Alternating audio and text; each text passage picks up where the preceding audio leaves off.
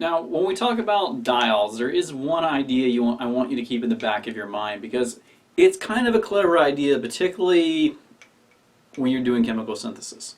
So, diols, particularly non-vicinal diols,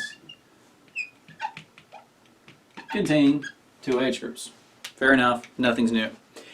Here's the thing. Nucleophiles contain lone pairs, and a really good nucleophile typically carries a negative charge. So how do you make a negative charge with something like a thiol? Well, it's pretty easy. Add sodium. When you add that sodium,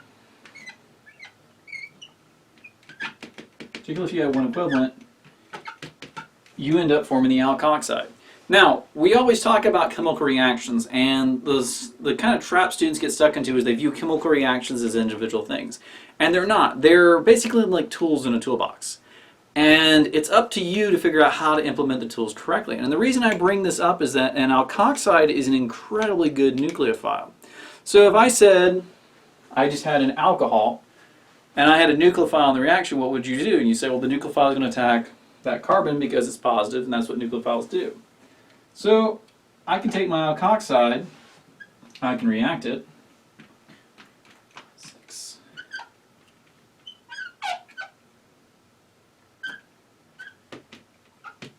and I can make this species. So I can make a cyclohexane ring with an oxygen in the ring and have it dimethyl.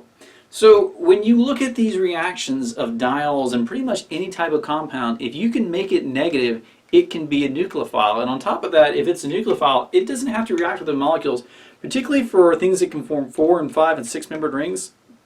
You can have it react with itself.